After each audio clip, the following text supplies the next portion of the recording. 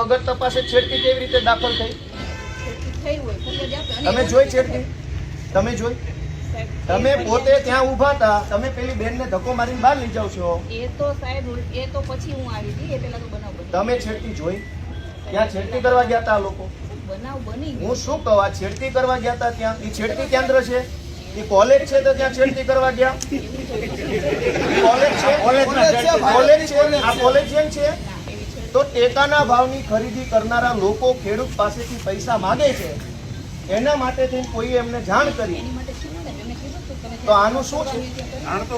આમાં એફઆરઆઈ થઈ ગઈ કે નથી થઈ? એક મિનિટ, તમે એમ કહો જ્યાં રજૂઆત કરવાનો એને કરો. પ્રાંત અધિકારીને 18, 19, 20 તારીખે 3 વખત રજૂઆત કરી. આરએસસી કલેક્ટરને 18 ને 22 તારીખે 2 વાર રજૂઆત કરી. કલેક્ટર સાહેબને 24 તારીખે મેં રજૂઆત કરી. 24 તારીખે સીઈઓને રજૂઆત કરી અને 24 તમને એફઆઈઆર આપી. હજુ તમે એમ કહો રજૂઆત કરો તો આ ગુંડા તમને રજૂઆત કરવા આવ્યા હતા?